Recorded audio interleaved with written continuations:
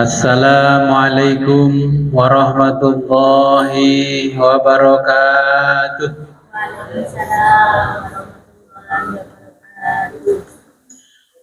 Bismillahirrahmanirrahim.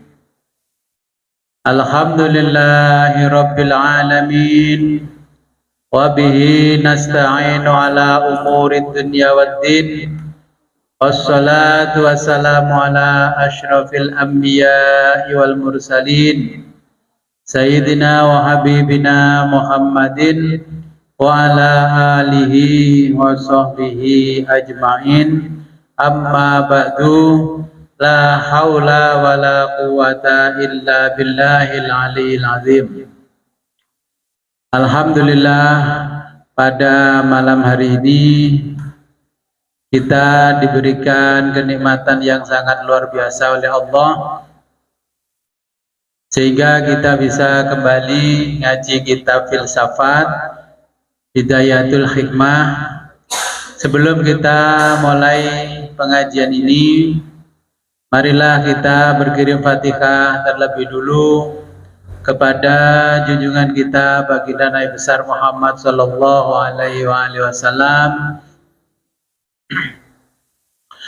kepada muallif kitab Hidayatul Hikmah dan kepada kedua orang tua kita. Semoga dengan berwasilah ini kita diberikan kemudahan-kemudahan oleh Allah Subhanahu wa taala. Ila hadratin Nabil Mustafa Rasulullah Muhammadin sallallahu alaihi wasallam wa ala alihi washabihi wa ila jami'il anbiya'i wal mursalin wa ilal malaikatil muqarrabin wa ila imamil mujtahidin wal awliya'is sholihin, khususan awliya'il Indonesia. Lahumul Fatihah.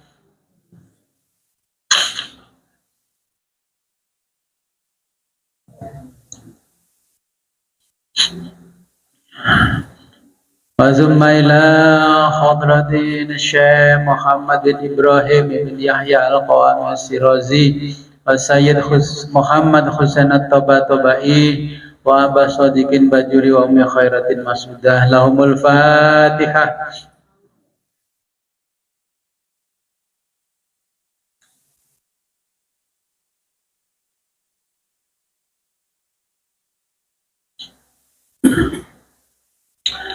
Wazumma ila hadratin abaina wa ummahatina wa jaddatina wa usulina wa furu'ina wa alal hadirina fi majlisina hadha. Al-Fatihah.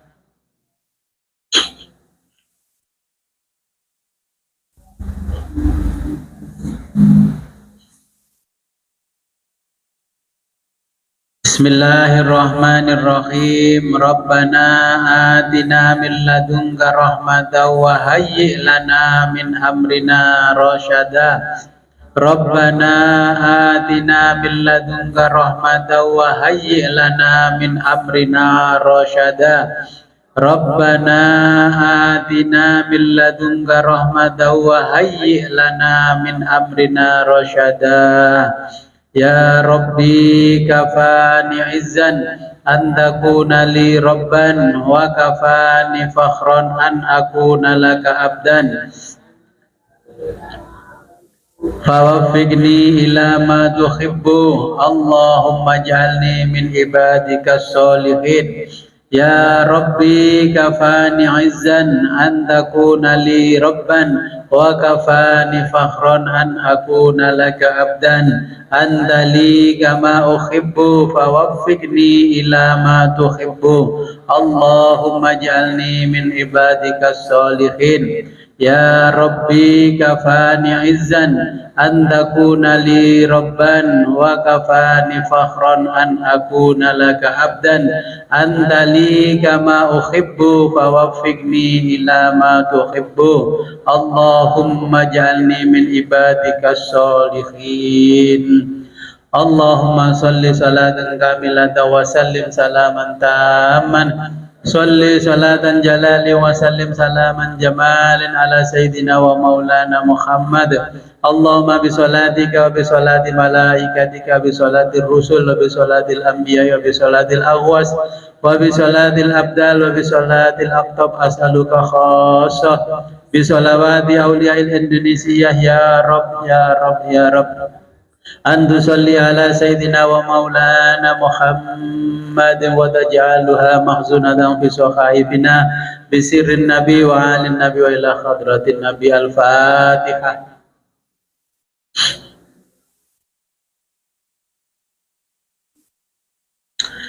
Di malam hari ini kebetulan apa momennya? Nuzulul Quran ya. Saya akan berdoa untuk semua jamaah ngaji ya Bapak Ibu, amin. Ini doanya guru filsafat kepada muridnya. Saya berdoa pakai bahasa Indonesia saja supaya Bapak Ibu lebih mengerti apa yang saya maksud. Bismillahirrahmanirrahim. Allahumma sholli wa sallim wa barik ala sayyidina Muhammad wa ala ali sayyidina Muhammad wa ala kulli sahabati Rasulillahi ajmain. Ya Allah, pakaikanlah kami perhiasan akhlak yang indah nan mulia, kemuliaan para nabi, kebahagiaan orang-orang kaya, ilmu para ahli filsafat, dan kekhusyuan orang-orang yang bertakwa. Wahai Allah, selamatkanlah kami dari alam kecelakaan dan kefanaan. Jadikanlah kami ikhwanus sofa, saudara yang murni, dan ashabul wafa, mereka yang menunaikan sumpah setia kepada Nabi Muhammad SAW, serta penduduk langit bersama para siddiqin dan syuhada. Engkaulah Allah yang tiada Tuhan selain Engkau. Engkau puncak segala sesuatu dan cahaya bumi dan langit. Karuniakanlah kepada kami limpahan cahaya dari al-aqlul fa'al, akal kenabian, wahai yang maha mulia dan maha memuliakan. Jadikanlah jiwa kami murni dengan cahaya hikmah kebijaksanaan. Gerakkanlah kami kepada mensyukuri segala nikmat yang Engkau istimewakan kami dengannya. Perlihatkanlah kebenaran kepada kami sebagaimana kebenaran. Karuniakanlah ilham kepada kami agar mengikutinya. Perlihatkanlah kebatilan kepada kami sebagai kebatilan, dan jauhkanlah diri kami dari segala, dari mempercayainya dan mendengarnya. Jadikanlah jiwa kami murni dari tanah khuyuli atau materi. Sesungguhnya kami di malam nuzulul Quran ini menyeru kepadamu ampunan dosa. Jadikanlah kami mampu mengendalikan diri kami sendiri. Segala puji bagimu dulu, kini dan selamanya. Wassallallahu ala khairi khalqika sayyidina Muhammadin wa ala alihi wa sahbihi wa barik wa sallim. Alhamdulillahi rabbil alamin. Al-Fatihah.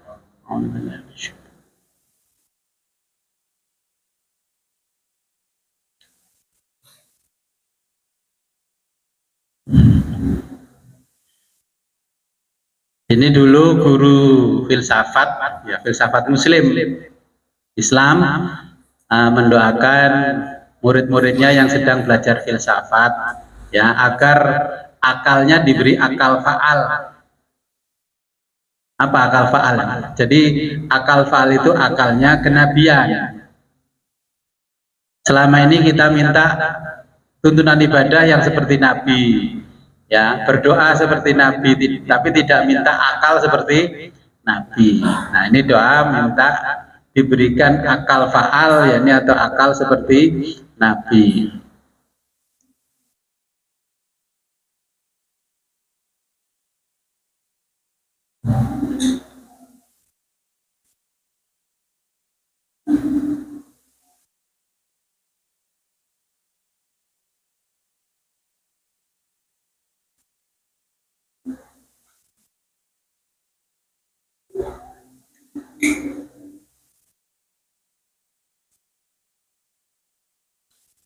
Oke, saya lanjutkan yang teks Arabnya.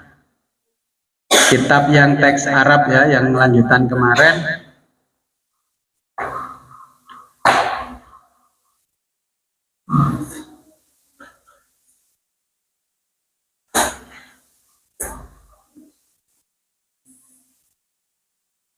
Ada koreksi ya, kemarin yang paragraf pertama misdakon misdak.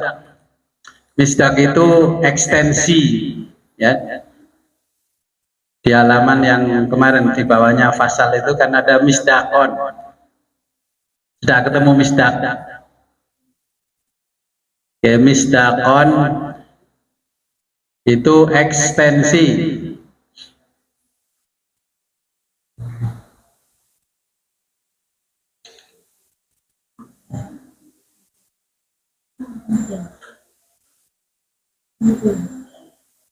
Sudah nggih? Sudah ketemu. Yaitu ekstensi. Tulis saja ekstensi.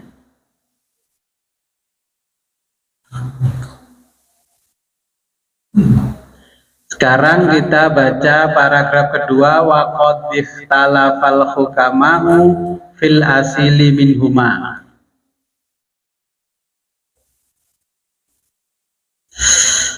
Bismillahirrahmanirrahim. Qala al-muallifu rahimahullahu ta'ala wa nafa'ana bihi wa bi ulumihi fid dharaini amin ya rabbal alamin. Wa qad ya wa qad ikhtalafal hukama'u, wa qad dan telah ya, ikhtalafa berbeda pendapat dan telah berbeda pendapat siapa al-hukama'u, para filosof,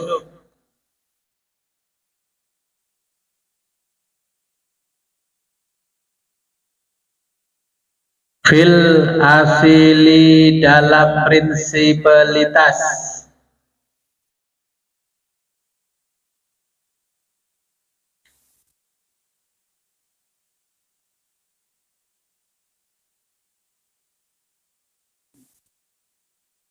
minhuma dari kedua konsep tersebut,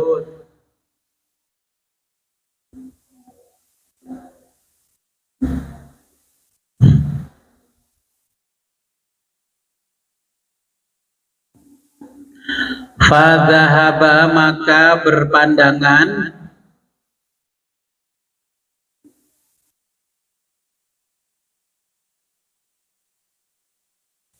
siapa al-masyauna, al-masyauna kaum paripatetik,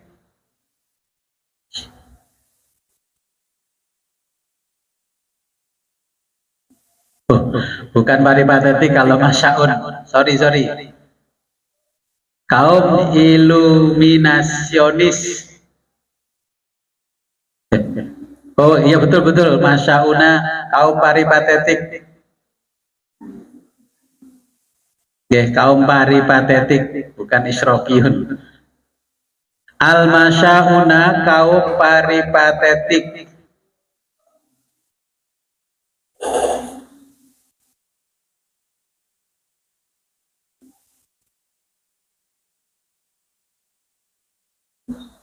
Al masyauna kaum paripatetik ila asolatil wujudi,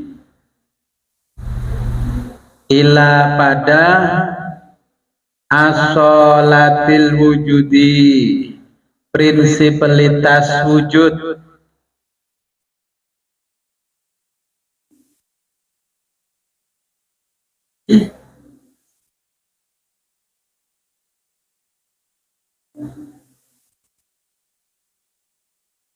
wanusibah sementara itu dinisbatkan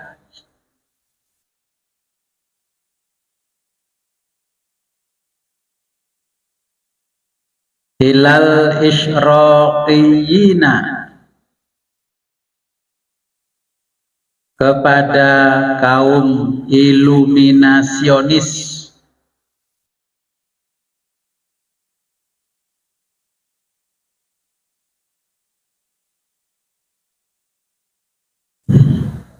Al-qaula, suatu pandangan yang mendukung.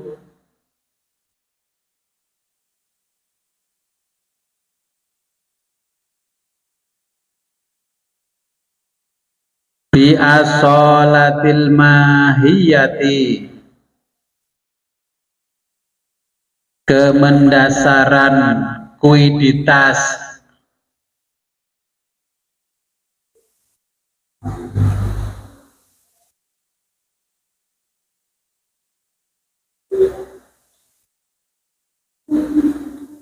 Wa ammal qaulu,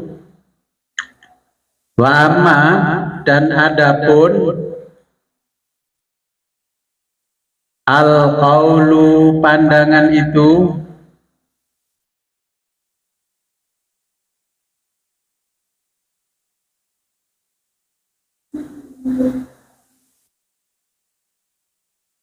bi asolatihima, dengan kemendasaran keduanya. Dalam kurung prinsipalitas dan mahiyah.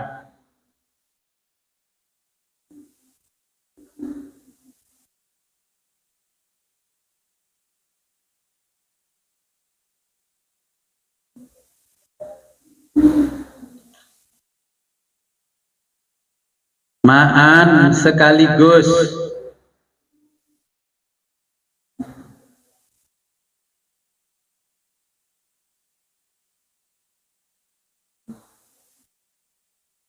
Falam, maka tidak ada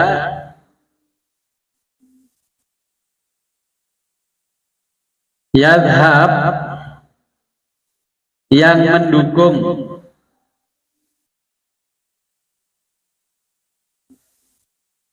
ilaihi, pada pandangan tersebut,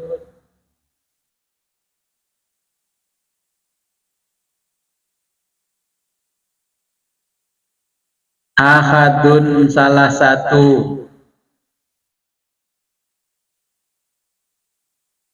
minhum, dari mereka,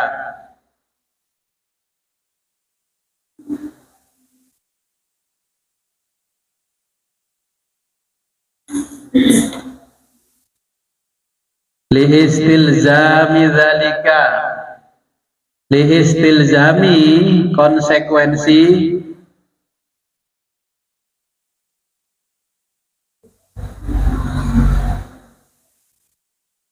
dzalika, dalam hal tersebut,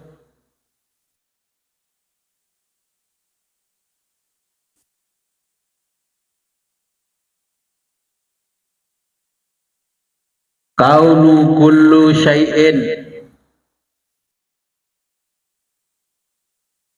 bahwa keberadaan kullu syai'in, setiap sesuatu,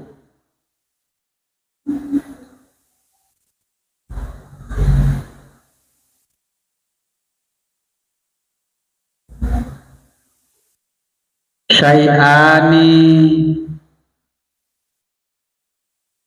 syai'aini, memiliki dua hakikat, isnaini, keduanya,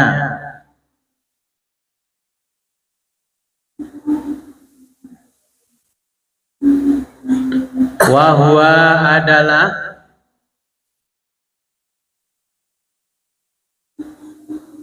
khilafud darurati, khilafu, bertentangan, al-darurati, dengan logika.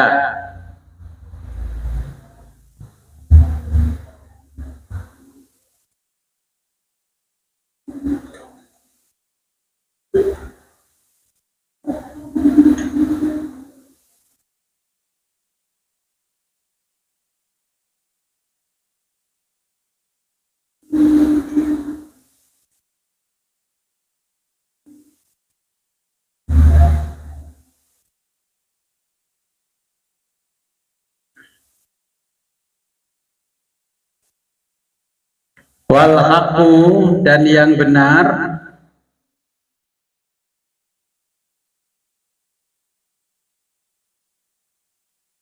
ma pandangan, zahaba ilaihi yang didukung oleh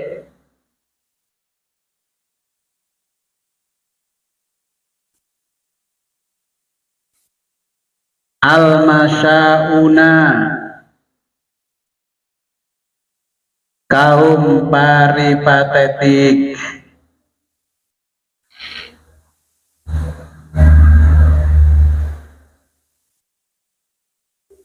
min asolatil wujudi,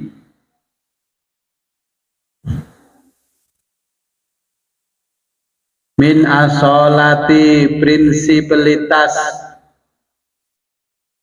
al wujudi eksistensi.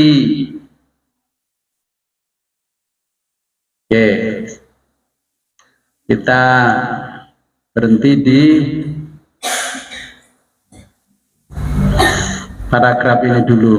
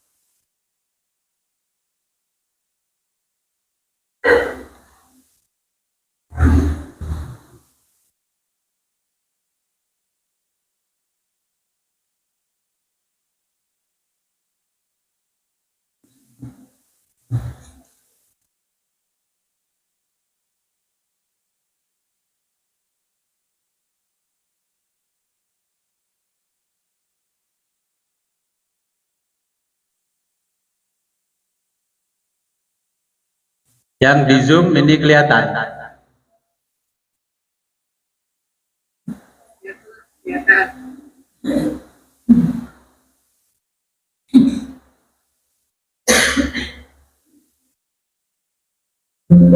Kelihatan ya.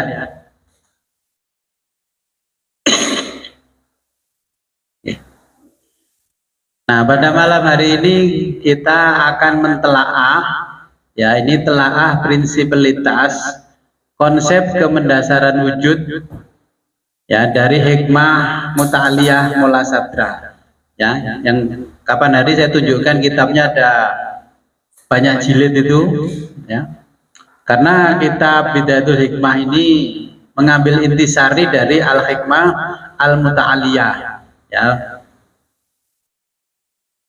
bil asfaril aqliyatis sab'ah. Jadi ini membicarakan kecerdasan intelektual jiwa kita. Sekarang membicarakan kecerdasan intelektual jiwa. Jadi bukan hanya intelektual otak kita, tapi sekarang bergeser pada kecerdasan intelektual jiwa. Nah, wujud ini merupakan kemendasaran segala sesuatu di realitas, ya. Dengan wujud manusia dapat mengetahui panasnya api, ya. Nah, dengan wujud manusia dapat mengetahui keberadaan api sebagai sebab panasnya, ya. Kemarin kan ada contoh es batu, ada contoh bara api, ya. Kita belajar mengenal wujud. Sebelum saya lanjutkan wujud, kebetulan tadi sore itu saya ada pertanyaan di WA, tapi WA yang apa? Saluran ngaji yang tasawuf, ya. Itu WA saya. Gus, mohon maaf saya mengikuti pengajian Gus selama Ramadan. Atau kalau manggilnya Gus kayaknya ya sekitaran Jawa Timur, tapi saya nggak kenal orangnya. Dia tanya tentang prinsipilitas wujud dari sisi umur. Pernah berpikir kan dengan tentang umur itu? Gak pernah. Umurnya sudah berapa? Ingat umur kalau sudah di rumah sakit. Astagfirullahaladzim, nyebut mbak, nyebut. Itu kan baru ingat umur. Oh kalau lagi sehat, nah, kayak Wak Mudin merasa ya, cik dolen yang ngopi.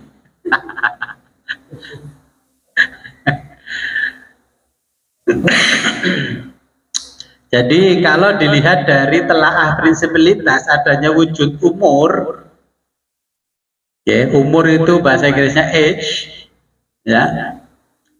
Umur itu sebenarnya pencapaian jiwa. Kalau di dalam filsafat, umur adalah pencapaian jiwa. Okay. Age, achievement soul bahasa Inggrisnya. Kan penjamah saya ini kan skema Inggris, jadi pencapaian umur adalah pencapaian jiwa. Nah, saya Inggriskan age ya, achievement atau soul achievement. Jadi pencapaian jiwa. Untuk menjelaskannya begini ya, kalau umur, kalau yang tani kan menanam padi, menanam jagung kan biasa ya, biasa. Ada yang menanam bersama, tapi mana yang lebih cepat tua? Kalau umur dipandang dari ilmu syariat, itu berdasarkan putaran matahari. Sekarang umur berapa Pak Jalil? 68. Itu hitungan matahari.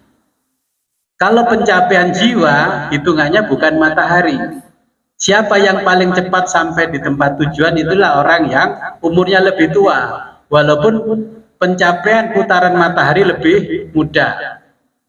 Saya contohkan begini, Jakarta Surabaya kalau naik pesawat itu cuma 1 jam, tapi kalau jalan kaki 100 hari. Saya mencoba bersama teman dulu jalan kaki ternyata 41 hari. Itu istirahat, ngopi, ngerokok, makan, ya, mau napak tilasi. Nah, orang yang sering ke Jakarta akan lebih paham kondisi Jakarta daripada ke Jakarta cuma 1 kali. Kalau saya tanya, pernah ke Jakarta enggak?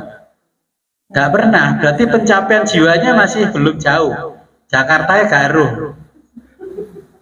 Ya kan? Jakarta aja nggak tahu, berarti pencapaian jiwanya belum jauh. Saya ke Jakarta berkali-kali. Saya bisa turun di Halim, bisa turun di Soekarno-Hatta, atau saya naik kereta, saya tahu semua jalurnya. Dan saya dalam 1 hari pencapaiannya ke Jakarta cukup 1 jam. Orang lain mungkin 24 jam, ada mungkin yang 1 bulan. Nah, itu gambaran kalau kita analogikan pencapaian jiwa berdasarkan filsafat. Hari ini Bapak Ibu, usia berapa baru tahu pelajaran filsafat? Berarti kan ini masalah jiwa dan ruhani. Tasawuf dan filsafat itu gandengannya jiwa dan ruhani. Makanya ada misdak, ada alamul dzihni, alam mental dan alam eksternal, ya. Misdak itu eksternal, ekstensi. Nah, berarti kalau diukur usianya, tua mana Bapak Ibu sama saya? Walaupun hitungan mataharinya tua Bapak Ibu, tapi pencapaian jiwanya tua saya. Ya, ini kalau umur dipandang dari sisi filsafat. Makanya orang Jawa itu punya filsafat, kalau orangnya masih muda tapi ilmunya tua disebut apa? Apa kalau orang Jawa? Ada sesepuh, ada pini sepuh. Apa? Sesepuh pini sepuh itu apa? Engkang kawula hormati para sepuh pini sepuh, engkang tansah kawula dherekaken petuah-petuahipun. Coba yang biasanya ngomong begitu di MC atau sambutan ngaji setuan, tahu nggak itu filsafatnya orang Jawa. Kalau orangnya masih muda, ya, putaran mataharinya itu masih sedikit, orangnya masih muda, tapi capaian jiwanya itu sudah lebih jauh, berarti lebih tua, maka di Jawa disebut aji sepuh. Aji sepuh itu, aji itu kan orang, ya, orang yang masih muda. Ya, jadi orangnya usianya masih muda tapi capaian ilmunya sudah tua. Kalau sesepuh itu orang yang memang sudah tua usianya, tidak dipandang dia punya ilmu atau tidak punya ilmu, pokoknya wis tuwek diomongi sepuh, bah pinter, bah intelektual, ya, sesepuh. Kalau pini sepuh, orang yang dituakan karena posisinya mungkin sebagai kepala dusun, sebagai Pak RT, Pak RW, lah itu bini sepuh. Ya. Kemudian tadi lanjutan pertanyaan saya jawab seperti itu, tapi ada masuk lagi pertanyaannya, boleh tanya lagi Gus? Boleh, silakan. Kebetulan kita mau bicara prinsipilitas, ini berhubungan. Saya tanya, sudah pernah belajar filsafat? Dulu cuma 1 semester Gus, waktu kuliah, habis itu sudah nggak ada lagi. Ya. Terus saya ditanya tentang hakikat doa, prinsipnya doa. Katanya Allah itu sudah menetapkan segala sesuatu di dalam kehidupan kita. Terus untuk apa kita berdoa? Kalau sudah segala sesuatu sudah ditetapkan. Saya mohon pencerahan dari sudut pandang filsafat. Ya, sekarang kan sudah belajar filsafat hampir semester terakhir. Gimana sudut pandangnya mikirnya filsafat? Allah kan sebagai wujud. Ya, wujud itu adalah penyebab. Kalau ada penyebab, hasil mahiyahnya apa? Akibat. Kalau ada sebab pasti ada akibat. Kalau ada wujud pasti ada mahiyah. Ya. Kalau Allah sebagai penyebab, kita ini sebagai mahiyahnya dari Allah, berarti ya kita nggak bisa berbuat apa-apa, semua kewenangan Allah. Yang ada ya ada di penyebab itu yang bisa merubah. Nah, kemendasarannya bagaimana? Prinsipilitasnya berdoa. Allah itu sebagai penyebab yang utama atau yang prinsip itu adalah Allah. Nah, Allah itu kalau dipandang dari sudut pandang filsafat sebagai penyebab yang utama, dan semuanya akhirnya diserahkan pada sistem yang berjalan, sistem yang diciptakan oleh Allah. Nah, kalau penyebab ini sebab dan akibat tidak tahu penyebabnya, maka tidak bisa merubah yang namanya doa. Sebagaimana api dan bara api, kalau dia tidak tahu bagaimana cara memadamkannya, ya tidak bisa padam.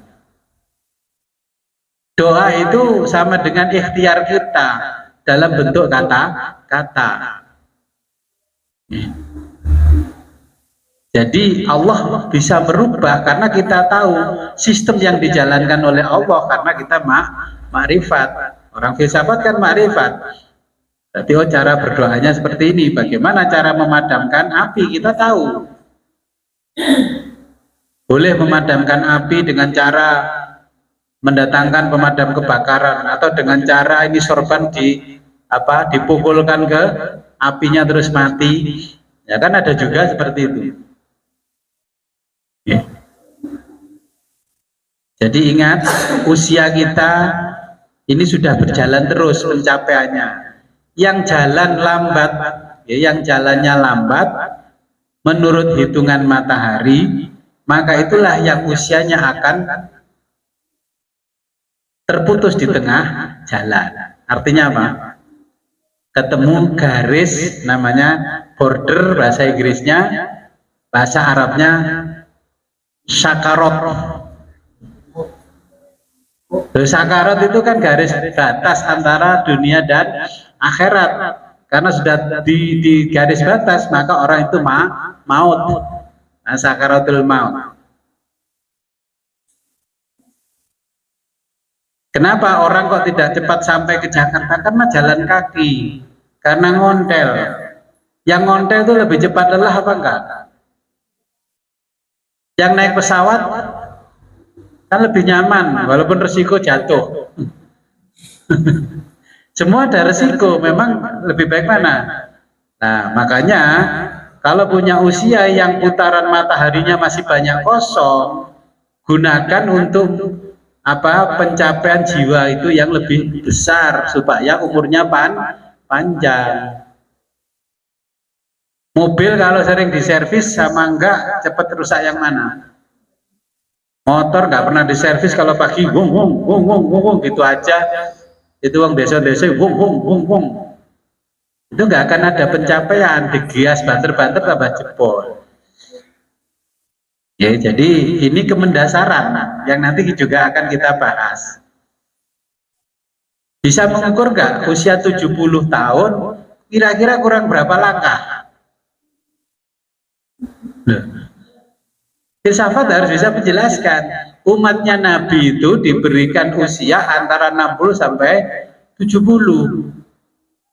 Nah, kalau kita mentelaah prinsipalitas wujud, usia kita itu penuh berkah apa tidak penuh berkah?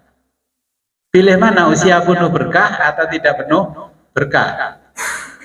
Usia panjang tidak penuh berkah, tapi usia pendek penuh berkah. Imam Nawawi itu cuman usianya 35 tahun, ya, nulis hadis segitu banyaknya, ya, kitab Minhajul Thalibin, Mensyarah ini hampir 100 kitab, usia 39 tahun. Bapak Ibu usia 60 tahun punya berapa kitab yang ditulis?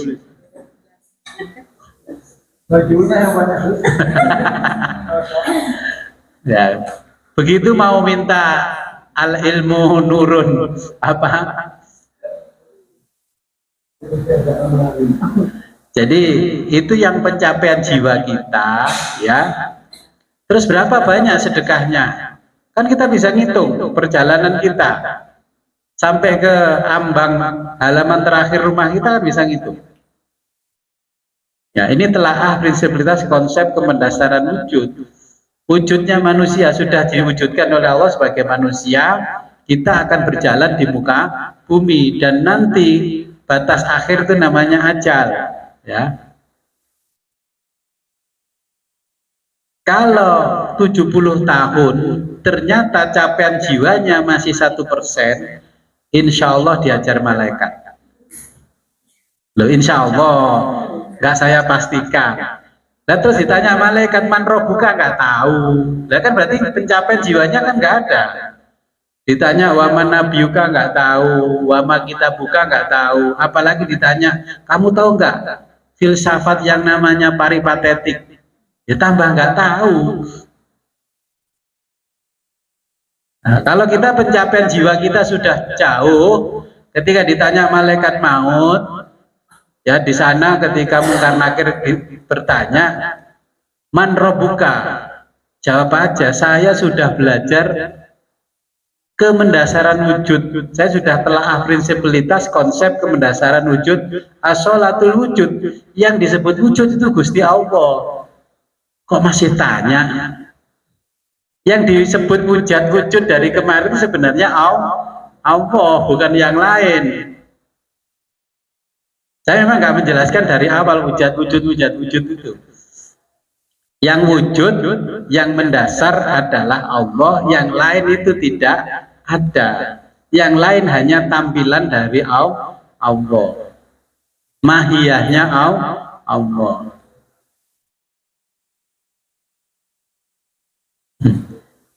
Ya, kira-kira bisa dipahami. Kita bicara wujud, sebenarnya yang wujud itu adalah Allah. Selain Allah tidak ada yang wujud. Maka kita berbicara kemendasaran wujud atau prinsipilitas wujud. Dalam bahasa filsafatnya ya asolatul wujud.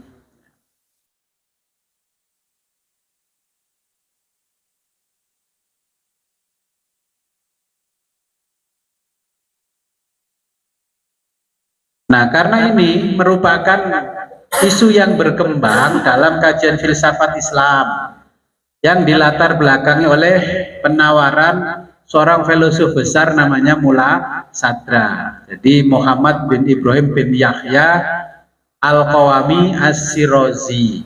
Ya, ini. Yang kitabnya kemarin saya tunjukkan berjilid-jilid itu. Nah, kemudian ini ya Mula Sadra atas perdebatan para filosof peripatetik dan isrokiyah. Nah, ini yang ditulis akhirnya dirangkum oleh Sayyid Muhammad Hussein Toba-Tobai dalam kitab Bidayatul Hikmah ya. Nah, para filosof peripatetik meyakini wujud merupakan kemendasaran segala sesuatu dengan memperhatikan ragam keberadaan eksistensi yang plural di realitas seperti keberadaan kursi, meja, dan papan tulis.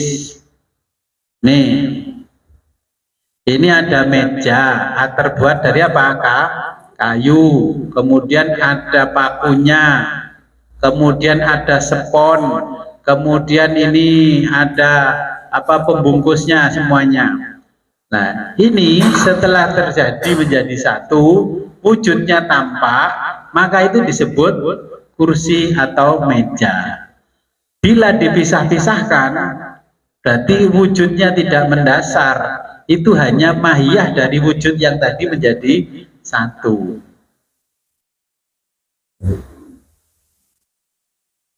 Contohnya ini kan ada pensil, ya pensil. Ini kayu dan di dalamnya ada apa ini?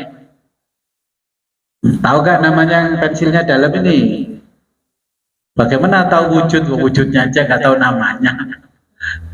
Ini sebenarnya serpian batu bara, ya. Terus kemudian dimasukkan ke sini, ya. Kemudian diongoti atau rautan itu, nah kemudian jadilah wujudnya pensil. Kalau ini dipisahkan, ini tidak menjadi wujud pensil. Jadi wujudnya hanya mahiyahnya saja. Bapak Ibu kalau dipisahkan dari ruhnya, berarti sudah bukan wujud manusia. Wujudnya apa? Mayit kalau ruhnya. Kalau dipisahkan dari jiwanya, berarti Bapak Ibu itu manusia sebagai konsep atau manusia sebagai wujud. Ada orang yang keliling-keliling cuman kalungan itu. Terus banyak orang yang menyebut Mbah Wali malahan, yang repot kan gitu toh. Ada orang gila malah disebut Mbah Wali. Orang yang kehilangan jiwanya berarti tidak menjadi manusia yang utuh. Berarti dia itu hanya manusia sebagai konsep. Karena gila. Ada yang utuh tapi ternyata konsepnya bukan manusia. Iblis. Korupsi 300 triliun, ngoplos BBM. Ya konsepnya manusia memang, tapi kemendasaran wujudnya bukan manusia. Ya, silakan.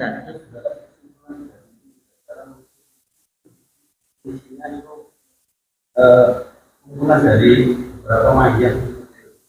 Ya, sebentar, masih kita bicara yang peripatetik. Ya.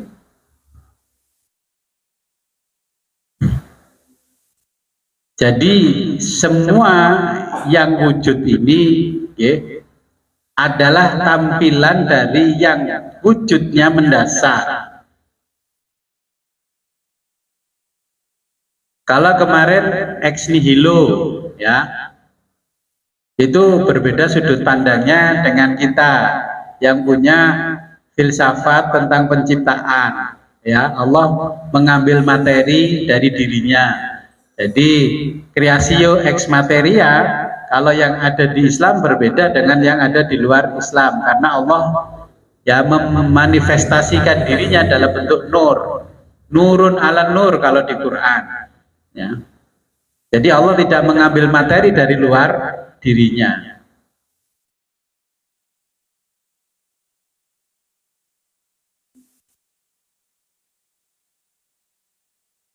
Baju seperti baju yang saya pakai, ini materinya kan dari benang, dari ini kemudian dilukis jadi batik, ya, jadi batik, dijahit jadi baju. Inilah wujudnya baju. Kalau masih jadi kain, itu bukan wujudnya baju. Nah, mahiyah itu nanti mengikuti mana yang akan menjadi wujudnya. Bisa juga ini tidak jadi baju, tapi jadi sarung atau jadi apa, jarik dan sebagainya, ya.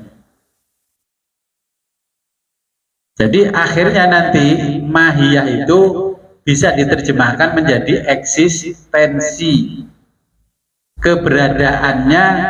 Nah, makanya dulu ketika filsafat pertama itu maujud, sekarang di Mula Sadra menjadi wujud. Makanya dulu la ilaha illallah hayyun maujud. Nah, ternyata hayyun maujud itu ada pertentangan antara yang maujud dan yang wujud. Makanya ini kaum paripatetik dan kaum iluminasionis, ya. Contoh, ya nanti kaum iluminasionis itu begini, nanti ada gradasi wujud. Ada cahaya, ini cahaya, isroki kan cahaya, isroki cahaya. Kalau Bapak Ibu melihat cahaya yang di atas ini kan terang. Kalau semakin dekat, semakin terang enggak? Semakin terang. Tapi kalau terlalu dekat, terang sekali, malah tidak terlihat wujudnya lampunya. Kalau Bapak Ibu jauh-jauh, semakin jauh ya semakin mengecil. Ya, itulah nanti keberadaan wujud itu bergradasi. Ya. Melihat dari jarak jauh orang, kita melihat wah itu kok jauh. Ya, makin kecil, makin kecil, makin kecil, makin kecil. Kalau makin dekat, makin besar. Nah, itu kalau kita semakin dekat dengan wujud, maka wujud akan semakin tak. Kalau sangat dekat sekali dengan wujud itu malah kita enggak terlihat. Kita ini dengan wujud dekat sekali apa jauh? Nah, karena dekat sekali maka wujud itu tidak tampak. Sebagaimana lampu, kalau dekat sekali dengan mata kita, wujudnya lampu tidak tampak. Maka kita harus menjauh dari yang namanya lampu tadi, bergradasi. Ya. Jadi gradasi itu tingkatan yang menjadi lebar, melebar. Ya. Itu namanya gradasi.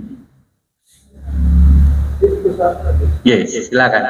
Karena wujud itu diartikan Allah Maha Kuasa. Jadi saking dekatnya hamba dengan Allah sehingga wujud itu tidak tampak. Tidak tampak. Ya. Makanya filosof itu menjelaskan karena saking dekatnya wujud dan mahiyahnya, maka wujud itu tidak tampak. Kalau dipisahkan akan tampak.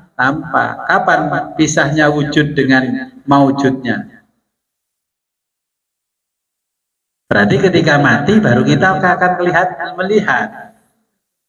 Ya. Yang betul. Ya. Ini bab pasal yang ketiga masih belum jelas. Mahiyah itu bukan asal kata dari huwa. Iya, kemarin kan mahwa, mahiyah. Dulu para filosof itu kan mau bertanya apa, itu kan sulit untuk menerjemahkan, ya. Jadi gini, bahasa itu untuk menerjemahkan ke bahasa lain kita harus tahu budayanya juga, ya. Karena apa? Karena mahiyah itu berasal dari kata mahwa, mahiyah, terus kemudian jadi mahiyah. Bahasa Latinnya quiditas, ya, quid is, jadi quiddity dalam bahasa Inggris quiditas. Padahal quiditas kalau merujuk pada filsafatnya Aristoteles itu sama dengan eksistensi. Kemudian filosof Islam, ya, di filsafat Islam ini diterjemahkan apa ini? Quiditas itu. Karena ini muncul dari sumber pikiran yang munculnya dari pertanyaan, apa ini, apa itu, gitu. Itu benda. Iya, materi yang ditanya, termasuk materi. Ada pertanyaan yang bersifat materi, ada yang bersifat imaterial, ya non materi. Apa ini? Maka filosof Islam mengambil kata mahwa dan mahia. Ya, kalau huwa akan laki-laki, kalau hiya perempuan, maka diambil dari antar laki perempuan jadi mahia. Apa ini? Bahasa Indonesia kan apa ini? Seperti apa? Ya seperti ini. Gitu kalau bahasa Indonesia. Yang sampean maksud seperti apa? Saya nggak bisa menjelaskan. Ini adalah seperti ini. Nah itulah contohnya munculnya kata-kata mahia. Kalau ditanya menjabarkan panjang lebar nggak bisa, tapi dia tahu wujud, ya sebagaimana maujud, maka membawa. Seperti apa sih minuman aqua itu? Nggak bisa menjelaskan, terus bawa aqua. Seperti ini loh aqua itu. Oh ginilah, kebetulan aqua yang dibawa produk tahun 2000. Aqua yang tahun 2025 ada gambarnya gini. Dia nggak tahu perubahan dari wujud menjadi maujud karena mahiyahnya berbeda. Bukan ini nggak lama ini. Nah, dia nggak tahu kalau ini sudah bergradasi menjadi wujud yang lebih baru. Jadi ini mahiyah yang identik dengan eksistensi keberadaannya, yaitu maujud yang diadakan.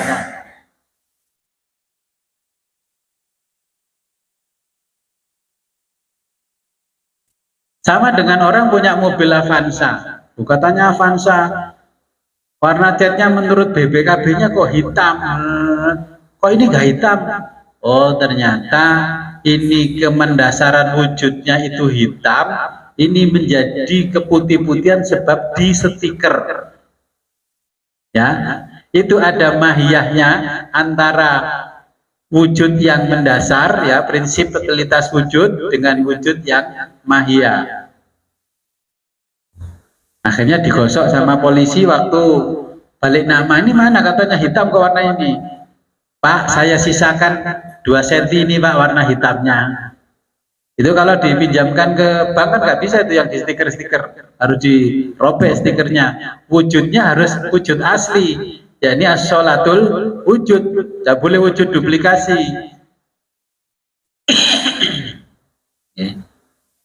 Ampun jelas. Jadi mahiyah ini yang dimaksud sebenarnya menerangkan tentang Tuhan. Nah, jadi kita nanti gini, nanti akhirnya kepada yang wujud hakiki. Wujud hakiki itu adalah Tuhan.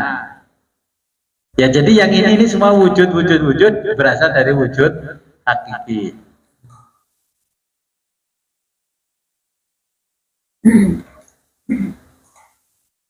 Oke, yang di Zoom.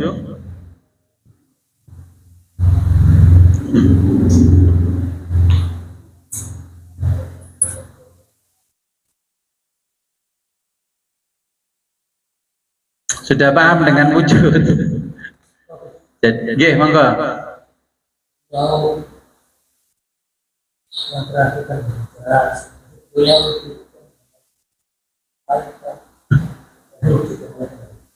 ini berarti orang-orang filsafat ini dan materi ini berarti tidak bisa menunjukkan Allah. Ini mari dan harus tidak mungkin maka jangan dari ini alasan beberapa hal-hal yang lain Allah.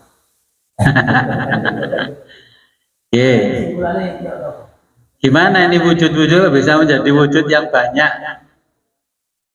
Saya ambil contoh, ya. ada singkong, kemudian diolah menjadi tepung. Ya. Bapak Ibu milih makan singkong asli apa milih makan donat yang dijual di Dunkin Donat?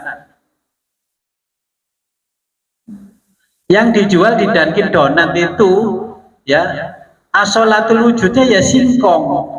Tapi kalau disuruh makan yang asli tidak mau, sukanya makan mahiyahnya singkong.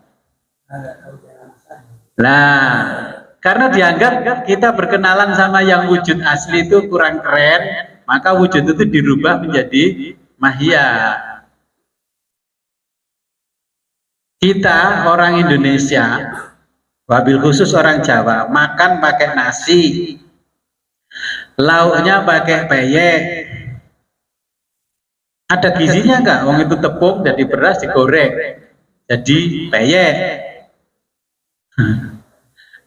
Loh, itu semua asolatul wujudnya jadi satu terus bisa berubah wujud jadi maujud yang begitu banyak. Ya. Saya kemarin dapat kiriman dari Arab. Apa ini? Apa jenis ini? Ternyata ini, oh ini bahasa Jawa lento.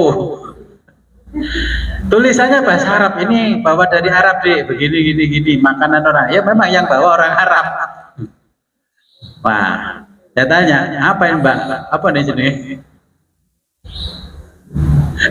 Saya gini, ini kalau di Jawa namanya lento. Kalau kita beli tahu campur, itu biasanya diiris-iris pakai tahu campur. Tahu? Itu karena beda nama, itu maujudnya berbeda. Ternyata setelah kita buka asolatul wujudnya sama. Ternyata apa? Kedelai apa kacang hijau di kepel-kepel itu jadi bulat terus dimakan. Oh alah. Ya. Ya itu. Jadi satu materi yang awalnya satu bisa berwujud apa saja. Ya. Contohnya banyak, kita kan punya beras, ya beras itu bisa jadi beras, jadi tepung dan sebagainya. Ya wujudnya jadi macam-macam. Sudah makannya nasi, lauknya kerupuk puli. Itu asolatul wujudnya tetap sama, satu yang namanya beras. Yang satu beras asli, yang satu beras nasi kemarin terus diolah jadi puli. Jadi beras bisa terwujud menjadi maujud yang banyak. Adam sama Hawa cuma satu, bisa menjadi maujud beberapa suku, beberapa bangsa akhirnya.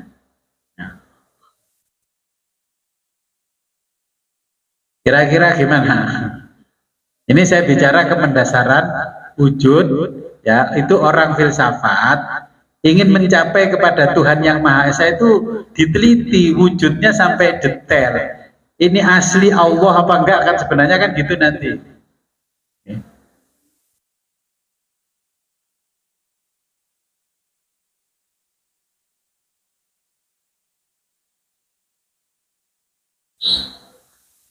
Yang di Zoom ada pertanyaan?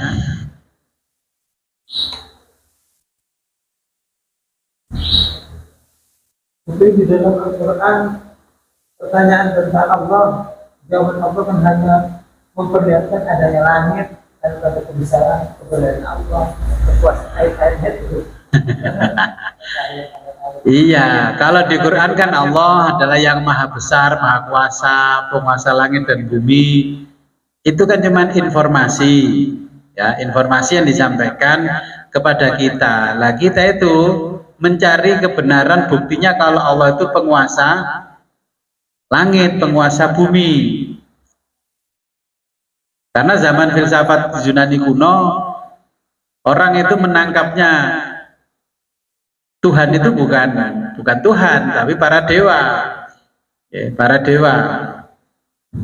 Akhirnya diteliti sama filosof, ternyata tidak mungkin para dewa.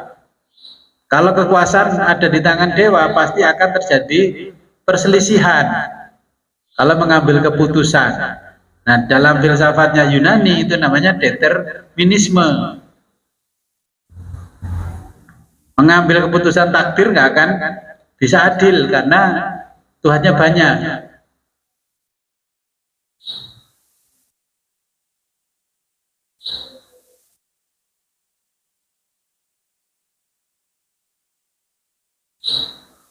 Nah, efeknya dari yang wujud ini adalah iktibar. Iktibar itu bahasa Arab, bahasa Inggrisnya relativity, ya, atau bahasa Indonesia relativitas, ya, relativitas. Jadi yang namanya warna hijau ini, ya, ini relatif, tidak bisa disebut hijau sepenuhnya. Tergantung mata memandang. Kalau matanya normal, hijaunya bisa indah, tapi kalau matanya sakit, hijaunya jadi tidak indah. Jadi itu namanya iktibar, ya, relatif. Orang disebut cantik, disebut tampan, itu ya relatif. Terus kadang kan ada orang begini, siapa yang menyebut kamu ganteng itu? Ya istriku. Ya pantas itu istrimu, kalau orang lain belum tentu nyebut kamu ganteng, karena relatif. Perempuan juga sama, siapa yang nyebut kamu cantik? Ya suamiku. Ya pantas karena suamimu. Nah, jadi kebenaran itu kan harus diuji secara umum dan dinyatakan benar oleh banyak orang. Ya, tidak boleh sepihak. Kalau sepihak kemarin kan namanya subjektif, harus objektif. Dalam? Nah, jadi istilahnya dipaparkan ke publik, ini benar apa salah. Ya. Kemarin waktu kita mempelajari, ya, kitab Aisyah Ghazi, itu kan Khalifah Al-Ma'mun mimpi bertemu. Nah, di Aisyah Ghazi itu diceritakan Khalifah Al-Ma'mun mimpi bertemu seseorang yang gagah, tampan, kepalanya botak, matanya biru. Siapa dia? Ditanya, kamu bapak siapa? Aku adalah Aristoteles. Kaget orangnya. Terus Khalifah Ma'mun tanya, apa yang dimaksud dengan kebenaran? Aristoteles menjawab, kebenaran adalah yang benar, yang dianggap benar oleh akal. Lalu apa? Kebenaran yang dianggap benar oleh wahyu atau teks suci. Kemudian apa? Kebenaran yang dianggap benar adalah berdasarkan jumhur ulama. Apa jumhur ulama? Jadi bertemunya ulama ngumpul jadi satu, mengambil keputusan satu perkara, ya, secara mayoritas. Nah, itu berijma para ulama, konsensusnya para ulama, itu kebenaran menurut Aristoteles. Setelah itu Aristoteles pamitan pergi, Khalifah Al-Ma'mun langsung terbangun. Ya Allah, saya mimpi.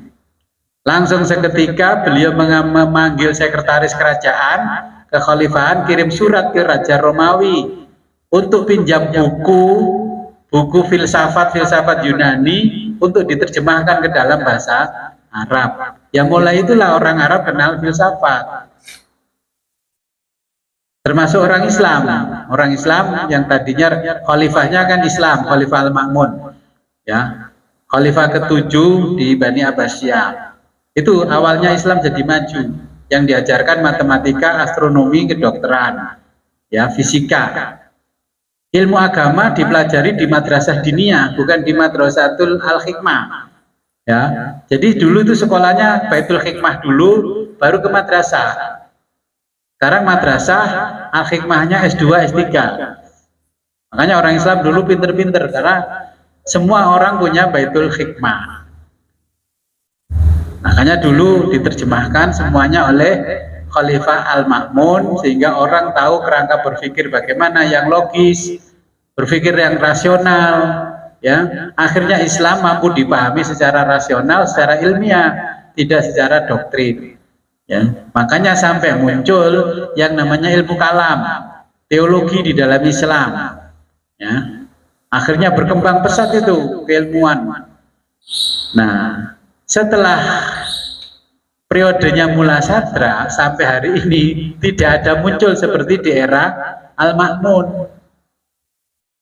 Ada filosof yang besar-besar yang mengguncang dunia, sudah nggak ada lagi Islam. Isinya kalah.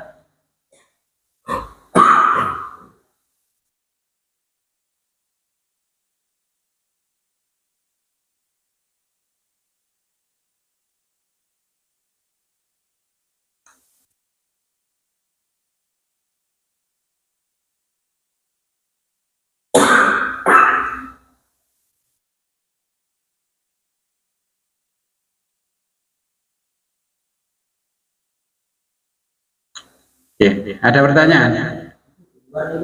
Oke, silakan.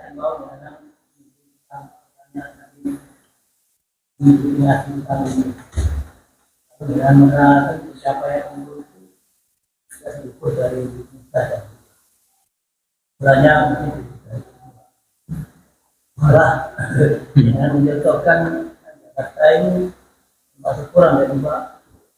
Kalau pesawat ternyata kemarin sampai lagi mencoba dulu. Kemudian jadi tinggi terus itu sama kalau itu sampai tua itu atau tidak. Bagaimana kalau kita tidak punya ilmu? Kesimpulannya berarti umur ini belum ada kesinggung. Baru tahu tapi dia itu dalam nanti kita nggak menjalani apa yang dilakukan kita dan kita juga kan dan ini bicara siapa itu ngomong ini yang gambaran kita ingin kita dan don't faktor itu dan itu kan juga berikutnya. Ya. Jadi ada pertanyaan di majelis ini, terus gimana kita realitanya melihat umur kita? Kalau kita nggak tahu ilmunya kan berarti nggak tahu Sirotol Mustaqim. Ya kemarin kan dari filsafat Iran kuno, ya Zoroaster itu kan malah mengajarkan bagaimana mempelajari ilmu tentang keberadaan hari akhir, ya eskatologi kemarin, ya. Nah, padahal kita sudah diajarkan bagaimana sampai ke hari akhir, ilmu tentang hari akhir. Tapi tidak ada yang tertarik ketika belajar itu. Yang dipelajari oleh kita rata-rata cuma sampul-sampulnya saja, sama daftar daftar isi. Ya orang tuh tahu, orang syariat itu kan tahu, oh ini ceritanya begini, bercerita kan tahu. Tapi dia sendiri sama dengan ke Jakarta, nggak pernah ke Jakarta. Taunya Jakarta itu dari YouTube, ya dari video dan sebagainya. Dia pergi ke Jakarta sendiri nggak pernah tahu. Ternyata berangkat bingung, harus ada pemandu. Ya, makanya sebenarnya filosof itu mengajarkan kita nanti ke filsafat yang kedua.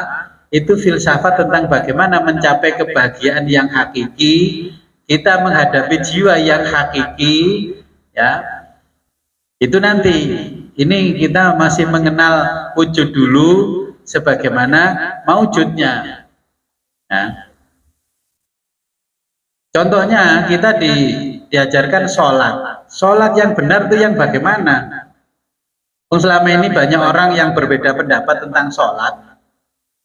Berarti kalau kita sudut pandang filsafat, kalau sholat saja sudah berbeda pendapat, artinya semua orang tidak pernah kejumpa Nabi. Itu berarti hanya doktrin dan dogma saja yang diterima. Islam, belajar Islam hanya dengan dogma, bukan dengan terdidik. Faktanya memang kan sholat dari sekian banyak aliran berbeda-beda dan mereka mengklaim yang paling benar sendiri-sendiri.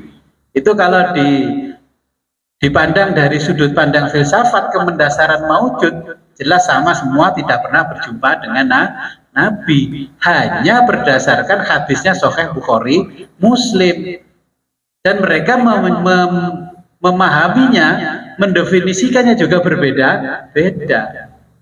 Contohnya, ketika disebutkan palastumun nisaa, jangan menyentuh perempuan, menyentuh perempuan itu batal. Lah, padahal kata menyentuh di dalam Al-Quran itu, menurut tafsir yang pertama, boleh menyentuh perempuan asal tidak keluar syahwat. Nah, ada lagi yang menjelaskan yang dimaksud pada ayat itu, yang namanya menyentuh perempuan itu sama dengan menggauli. Akhirnya dengan satu ayatnya sama, semuanya sama. Nah, pendapatnya berbeda-beda.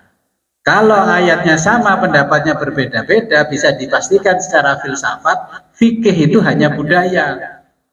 Kalau kita ikut Imam Syafi'i, berarti mengikuti budaya yang dicapai oleh Imam Syafi'i. Maliki ya Maliki. Kalau kita sudah belajar filsafat, ya jangan taklid buta. Makanya saya sering sholat terus berjabat tangan sama anak istri. Jamaah yang orang lain yang nggak pernah ngaji sama saya, terus Gus, kok jenengan langsung sholat lagi, nggak batal tak? Ngaji fikihmu ketipisan kita ya kan? Kalau memang itu pasti batal, berarti orang yang mengikuti madhab Syafi'i ketika haji umroh tidak akan pindah madhab. Nyatanya pindah madhab seenaknya. Berarti kan budaya kalau dipandang dari filsafat. Ya sudah, kalau berbeda-beda pendapat itu artinya budaya, berarti sama-sama tidak tahu, sama-sama mentafsirkan sendiri-sendiri. Maka pentingnya sanad, yaitu pentingnya sanad. Ini kita bicara wujud, dalam wujud yang lain juga sama, saya jelaskan seperti itu. Sekarang sholat tarweh, kalau kita bicara filsafat dari sisi sholat, yang namanya witir itu ada yang 2 tambah 1, ada yang langsung 3. Kemarin saya di tempat lain, sama sholatnya pakai aturan yang 20, witirnya langsung 3. Kenapa langsung 3? Nggak ngerti dik, pokoknya jari ulama ngono. Nah, itu kan akhirnya ya begitu. Secara dipandang dari mahiyahnya, berarti orang-orang itu sama-sama tidak tahu. Berarti mendapatkan pelajaran agama dari doktrin, bukan dari pendidikan. Beda trawehnya aja sudah menjelaskan pada kita dari sudut pandang filsafat, kalau sama-sama tidak tahu. Padahal informasinya di zaman Nabi tidak ada traweh kan? Nah, ini filsafat mencari kebenaran, ya, objektivitasnya dicari. Di zaman Nabi adanya Qiyamul Lail Ramadan, bukan tarawih. Nabi wafat, ya ternyata umat Islam di bulan Ramadan nggak ada yang Qiyamul Lail. Akhirnya sahabat Abu Bakar sama Umar membuat satu gerakan supaya umat Islam kembali semarak, jadilah tarawih. Apa terjemah mana kata tarwih? Fitness. Apa fitness? Nah, olahraga, kebugaran. Sholat tarwih supaya bugar. Nah, orang yang bertempat di Masjidil Haram mengikuti seperti yang dilakukan Muhammadiyah. Orang yang berada di Masjid Nabawi mengikuti seperti yang dilakukan oleh orang NU, karena yang di sana sahabat 20 plus 3 yang ikuti Nabi yang di Masjidil Haram. Nah, ini terus jadi beda pendapat, kan lucu. Memang dari asal, ya, as-sholatul wujudnya dulu di sana ya prakteknya seperti itu di Masjidil Haram. 2 rakaat 4 kali salam ditambah 3 witirnya. Tidak ada solu sunatan minal witri, gak ada, langsung witir 3 rakaat seperti maghrib. Makin kesini orang kan makin nggak tahu, diperdebatkan. Saya kadang-kadang jengkel di TV Muhammadiyah ngritiki yang NU geden-geden. Tapi yang paling banyak kritik yang Muhammadiyah. Sajane ustadznya itu paham gak sih dengan sejarahnya sholat tarawih, munculnya sholat tarawih itu kok mengkritiki katanya yang sholatnya NU itu salah kaprah macam-macam. Tapi itu dinegasi, ditegaskan oleh TV-nya Muhammadiyah. Loh, mbok ya ulama iku ngomong sing dilakoni NU iku melok sing nggone Madinah, sing aku melok Mekah, ya wis beres to. Umat ora bingung sing model-model gak tau belajar filsafat. Saya kadang gregeten. Makanya itu dosa besar ulama besar. Yang NU dikritiki menengahi. Saya sudah salut dengan NU dikritiki menengahi. Ya, mengatakan bahwa kunut yang 2+1 salah kaprah. Saya bilang gini, sajane sing pinter iku sing ndi. Akhirnya saya mengingin, sing pinter kayaknya sing NU sing Muhammadiyah gak patah pinter. Lah mengkritisinya gak pinter kok, ya. Kadang kan diajarkan kita dialektika, jadali. Kalau memang itu jadi masalah, ulama besar-besar itu duduk bersama, sampaikan ke umat, yang saya lakukan itu seperti ini, yang saya lakukan seperti ini. Wong kalau saya baca kitab tarjihnya Muhammadiyah nggak ada bedanya dengan NU, tapi kenapa ketika prakteknya di TV mereka berbeda dengan yang di kitab tarjihnya? Itu saya punya tarjih terus setiap tahun saya update tarjihnya Muhammadiyah. Nah ini karena apa? Kita jadi korban, umat itu jadi korban karena mereka itu punya apa? Nah, yang menyampaikan itu karena orang yang punya otoritas, seakan-akan yang punya otoritas di atas itu pasti benar. Kalau kita belajar filsafat ya nanti dulu, walaupun kamu ketua umumnya belum tentu saya terima langsung. Kok mengatakan yang 2+1 itu salah kaprah? Loh, yang kamu baca berapa kitab? Sama kan begitu pertanyaannya, kamu baca berapa kitab? Nah, makanya kita bicara filsafat itu kan nanti bisa membedakan. Ini orang ngomong yang dasarnya pinter atau setengah pinter atau keminter kan tahu. Ya. Saya tidak menyalahkan orang yang sholat witirnya 2+1 karena saya tahu dasar hukumnya. Saya tidak menyalahkan orang yang witir 3 seperti maghrib. Alasannya kan witir antara sholat sehari itu kan di waktu maghrib itu kan witir itu. Ya, dari sejarahnya sholat. Nah, kita mencari relativitas sama objektivitas apa yang kita pikirkan kalau filsafat. Sing rame itu ya mahiyah itu maksudnya nemplek. Ya kan? Yang pingin eksis tapi di luar wujud. Ketumnya kan nggak pernah ngomong gitu, ketumnya.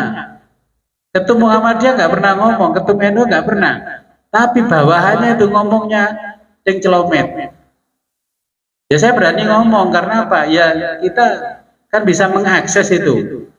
Saya muncul di Facebook, ditawari oleh Facebook ini TV-mu, TV Muhammadiyah. Kalau TV NU kan TV NU. Nah, ya Bu ya jangan ngomong seperti itu. Kan semuanya itu bisa kita kaji dari sudut pandang ontologi. Ya, kalau filsafat kan ontologi, epistemologi. Saya tuh pengen punya santri-santri yang epistemologi gitu. Mikirnya yang cerdas. Kalau diombang-ambing dengan berita begitu itu bisa membedakan. Oh ini yang benar, oh ini yang benar. Nah ini loh, ketika kita bicara as-sholatul wujud, kita nanti bisa melihat. Ini saja nih ngomong ke pinter, pokok pinter itu sudah langsung di otak kita sudah bisa ngerekam gitu. Ya. Padahal tentang kunut masih dibahas dari dulu. Makanya khilafiyah itu perbedaan pendapat dari dulu masih dibahas. Yang namanya sudah beda pendapat ya sudah titik. Kamu meyakini Nabi nggak pernah kunut silahkan. Yang meyakini Nabi kunut silahkan. Semuanya sama-sama membawa ini. Artinya kalau begitu berarti perawi hadis pun berbeda-beda. Nah, standar periwayatannya bagaimana kalau kita hitung ya objektivitasnya? Oh, nyatanya mereka selalu ngeyel yang benar ini, yang benar itu, hadisnya sama. Nah, makanya kemarin kan sebelum kita berbicara sholatul wujud kan ada yang namanya hermeneutika, ilmu bahasa, dan dari bahasanya sudah kita tahu ya. Kita kenalan orang aja di Surabaya, dari bahasanya kan kita sudah tahu, oh ini orang Kediri, orang Jombang, oh ini orang Probolinggo ke sana tapal kuda, oh ini orang Nganjuk Mulon sampai yang mana perbatasan Jawa Tengah, kan kita tahu dari bahasanya saja. Kalau ngomong cah-cah itu orang mana? Ya pasti Kediri dan sekitarnya, itu cah-cah. Kalau are-are Surabaya. Nah, itu makanya hermeneutika seperti itu.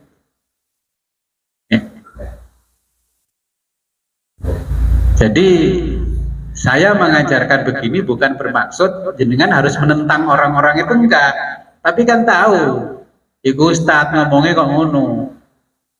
Ya, sudah jelas yang namanya khilafiyah, sholat tarawih saja masih jadi bahasan di TV mereka. Kan saya menyayangkan, kan nggak perlu itu dibahas. Dari zaman saya kecil sampai ini dibahas. Nah, itulah salah satu manfaat kalau kita belajar filsafat. Makanya nanti yang hafal teks suci akan kalah sama dengan terapis.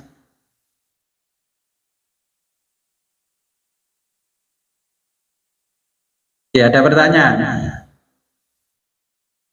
Jadi sudut pandang yang dipaparkan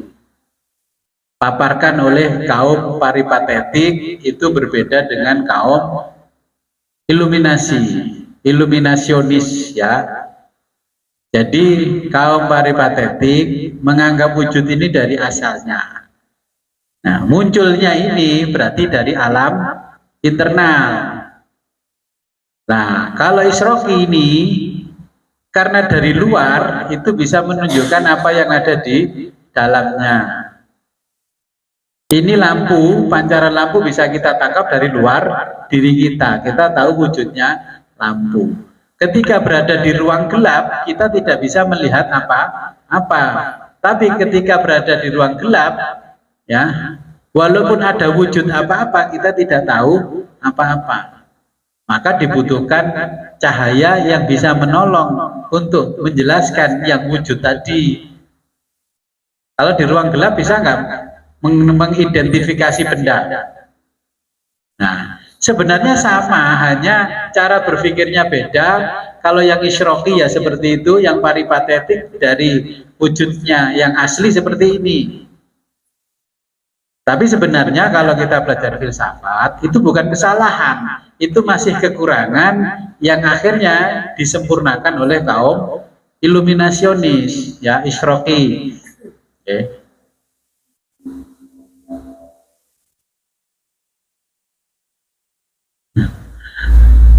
Gimana, tambah pusing atau tambah tercerahkan? Nanti kalau sambil jalan-jalan tahu orang, oh ini ternyata yang disampaikan Gus Yud.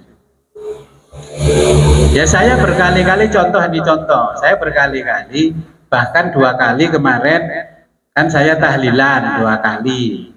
Ada Pak Jalil, ada Zaini, ada Bapak Supriyadi. Imam tahlil itu kan ya sudah jadi kiai posisinya. Tapi ketika yang meninggal namanya Nikmatul Fauziyah, ila hadratin ruhani apa ruhaniyati?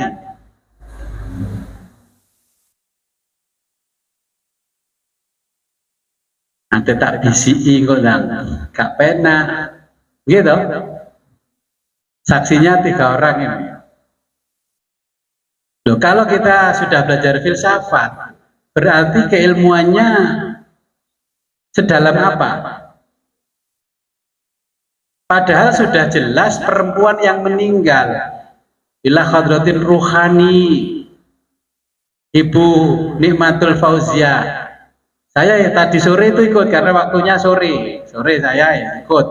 langsung buka bersama. Padahal orang itu kalau mengkritiki saya di luar, luar biasa tajam.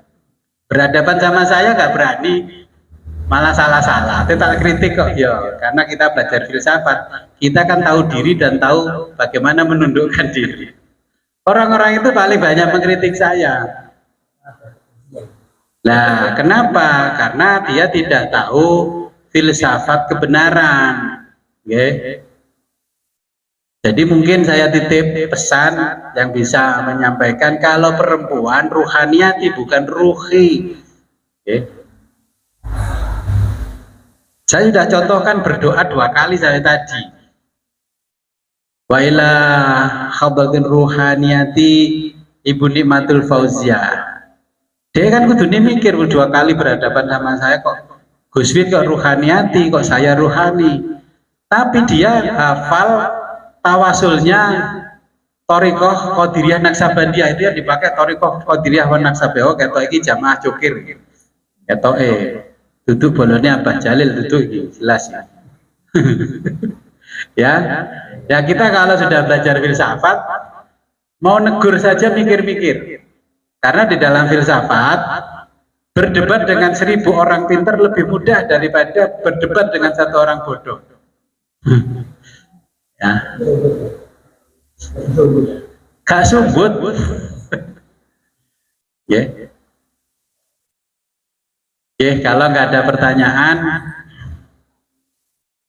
sebelum kita akhiri, marilah kita berdoa kepada Allah, memohon supaya apa yang kita pelajari selama bulan Ramadan ini membawa manfaat dan barokah fid dini wa dunya hatal akhirah.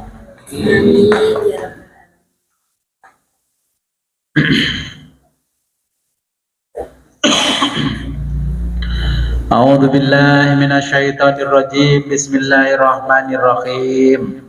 Allahumma shalli wa sallim wa barik ala sayyidina Muhammad wa ala ali sayyidina Muhammad wa ala kulli sahabati rasulih ajmain. Allahumma shalli wa sallim ala sayyidina Muhammadin fil awwalin wal akhirin wa barik wa sallim wa radhiyallahu ta'ala an sadatina ashabi rasulillah ajmain. Amin ya Allah ya rabbal alamin. Allahumma faqihna wa faqih talamidana fid din wa 'allimna wa 'allimhum at-ta'wil.